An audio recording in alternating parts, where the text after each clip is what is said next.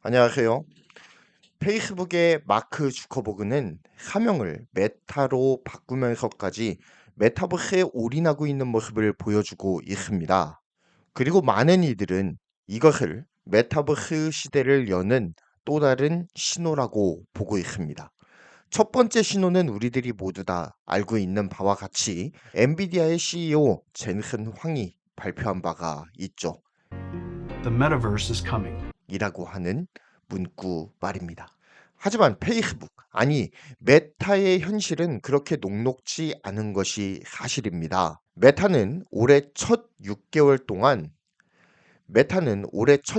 동안 리얼리티 랩 부분, 그러니까 이 리얼리티 랩이 메타버스를 총괄하고 있는 부분이거든요. 여기에서 58억 달러의 영업 손실을 기록했습니다. 엄청나죠?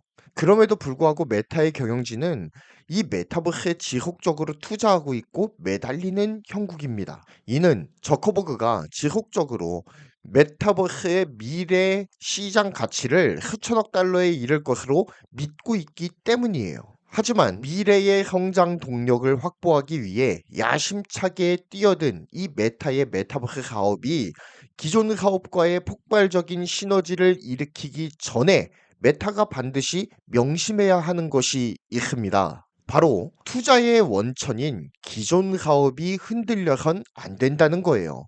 오히려 더 공고하게 세워져야 될 필요가 있습니다. 바로 거기에서 미래 가치에 투자할 재원이 확보되기 때문이에요. 한 예로 삼성전자가 고객과 경쟁하지 않는다는 모토로 지속적으로 파운드리 1위를 흐성 중인 TSMC와 파운드리 한판 승부를 벌이기 위해서 없어선 안 될 것이 있습니다. 뭘까요? 바로 현재의 캐시카우인 메모리 사업이에요. 삼성전자 파운드리 사업부에 분사를 강력하게 주장하는 무리들이 있는 것을 알고 있습니다. 하지만 지금 삼성 파운드리의 경쟁력을 있게 한 것은 메모리로부터 나오는 강력한 캐시플로우였어요. 제 아무리 삼성전자 파운드리가 세계 최고의 나노 공정 기술력을 가지고 있다고 하더라도 메모리 사업에서 나오는 엄청난 캐시플로우가 없다면 파운드리 사업에서의 개발 역량도 한계를 드러낼 수밖에 없기 때문이죠. 삼성전자건 메타건 중요한 건 미래 가치에 투자할 수 있는 현재의 재원을 마련해 줄 수 있는 캐시플로우, 즉 기존 사업입니다. 그렇다고 미래 가치에 투자하는 것이 중요하지 않다는 이야기가 아닙니다. 미래 가치가 중요하지만 미래 가치에 투자하는 데에 힘을 쏟을 수 있도록 든든하게 서포트해주는 캐시플로우, 캐시카우가 반드시 필요하다라는 거예요. 메타버스는 메타의 미래 먹거리입니다. 아직까지 실현되지 않았어요. 하지만 현재 메타의 주력 사업은 페이스북과 인스타그램입니다. 페이스북과 인스타 이 두 플랫폼 모두 현재 어려워진 광고 환경, 그리고 틱톡 등과의 경쟁, 환율 등의 이유 때문에 지난 분기 매출이 소폭 감소했다는 보고가 들어왔어요. 이러한 어닝 쇼크 때문에 메타의 주가가 하룻밤새 25%를 급락하기도 했죠. 메타는 현재 허리띠를 졸라매고 긴축 경영을 해야 되는 상황입니다. 메타뿐만 아니라 많은 기업들이 지금 그렇게 해야만 하는 상황이죠. 일반 투자자들과 기관 투자자들에서도 메타의 메타버스 투자를 축소할 것을 요구하는 의견이 고개를 들기 시작했습니다. 사실 이러한 의견은 전부터 계속 있어 왔던 의견이에요. 그런데 2022년 들어서 메타버스 이슈가 시들시들해지면서 이러한 의견이 더욱더 강력하게 고개를 들기 시작한 것입니다. 이러한 시장의 반응에 메타도 투자의 속도를 약간씩 조절하는 모습을 보여주고 있습니다. 지난 9월 메타는 내년 예산의 10%를 감축하는 등 긴축 경영을 연말까지 계속하겠다라고 발표를 했습니다.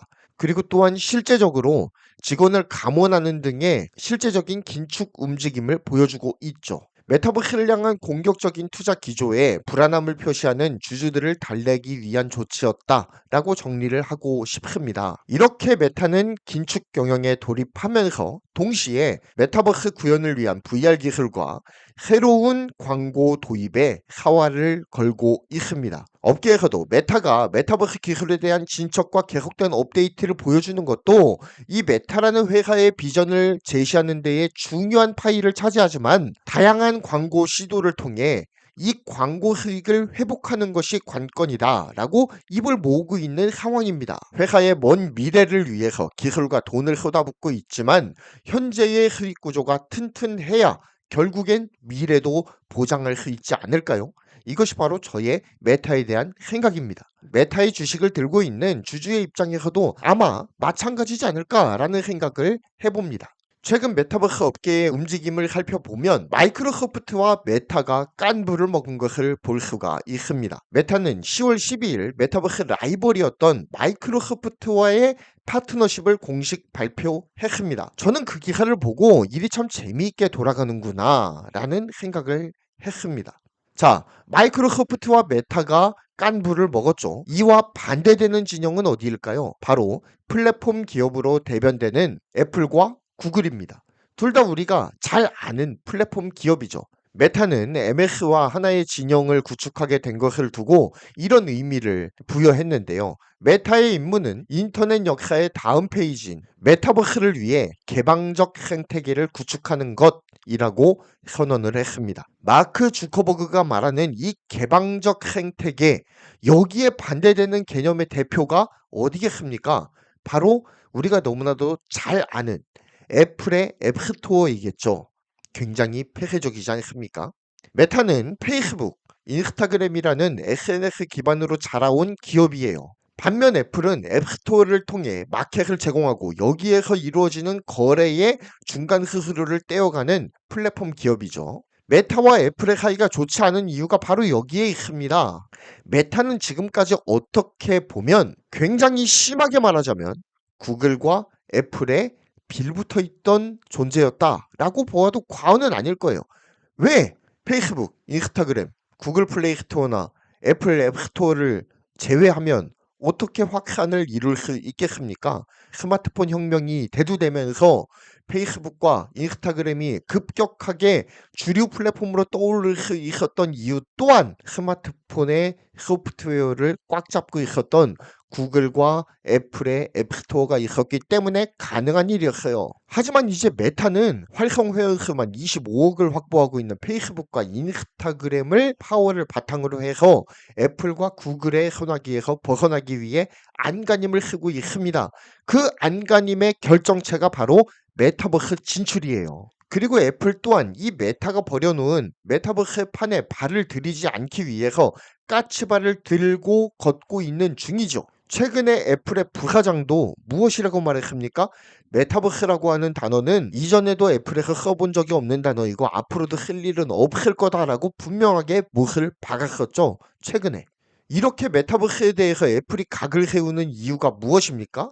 메타가 쳐놓은 이 메타버스라고 하는 덫에 잘못 걸리면 자신들도 메타 신세를 벗어나지 못하게 될 가능성이 매우 높거든요. 이번에는 반대로 메타가 쳐놓은 이 메타버스 플랫폼 안에서 애플이 기생해야 되는 처지가 될지도 모르니 말입니다. 그래서 애플은 메타버스라는 말을 의도적으로 사용하지 않으면서 VR이라든지 AR을 통해서 메타버스를 매우 은밀하게 그렇지만 매우 대놓고 준비하는 중인 매우 재미있는 상황이 펼쳐지고 있습니다. 그러면서도 자기들은 메타버스라는 말을 사용한 적도 없고 앞으로도 사용하지 않을 것이다 라고 굉장히 비판의 날을 강력하게 세우고 있는 형국이죠. 메타버스라는 용어를 사용하든 사용하지 않든 간에 이 메타와 애플은 메타버스라고 하는 거대한 세계관을 사이에 두고 신경전을 이어가고 있는 것만은 확실한 사실입니다. 마크 주커버그는 메타의 임무가 인터넷 역사의 다음 장인 메타버스를 위해 개방적인 생태계를 구축하는 것이다 라고 선언을 했습니다. 마크 주커버그는 애플의 앱스토어는 개방적 생태계와 대비되는 폐쇄적인 플랫폼이다 라고 직격을 날렸어요. 그러면서 과거 인터넷은 애플과 같은 폐쇄적인 플랫폼을 중심으로 성장을 해왔다 라고 지적을 했죠. 그러면서 메타버스 시대에는 다른 생태계를 요구하고 있고 우리의 역할은 개방형 생태계가 승리하게 하는 것이다 라고 주장을 했습니다. 애플은 앱스토어로 대표되는 플랫폼 기업이고 메타는 페이스북과 인스타그램이 주력인 SNS 기업입니다. 구조상 이 둘의 관계가 그렇게 좋을 리는 만무하죠. 페이스북과 인스타그램은 앱스토어의 그물 안에 있고 메타는 그 그물을 찍고 메타버스라고 하는 거대한 바다로 나가기 위해 몸부림을 치고 있습니다. 이들의 미래는 어떻게 될까요? 궁금하지 않으십니까? 혹시 또 압니까? 개방형 생태계를 주장했으니 매우 생뚱맞게 메타와 애플이 손을 잡을지 누가 알겠습니까? 최근 메타는 실적이 월가의 예상에 미치지 못하면서 25%가량 폭락하기도 했습니다. 메타버스는 인터넷의 다음 장이라고 할 만큼 기대가 되는 영역임에는 분명합니다. 하지만 그것이 실제로 돈을 벌어다 주기까지는 꽤나 많은 시간이 필요할 것 같다라는 것이 저의 솔직한 생각입니다. 이상 경제를 말하자였습니다. 지금까지 들어주셔서 감사하고요. 구독, 좋아요, 알림 설정 부탁드리겠습니다. 감사합니다.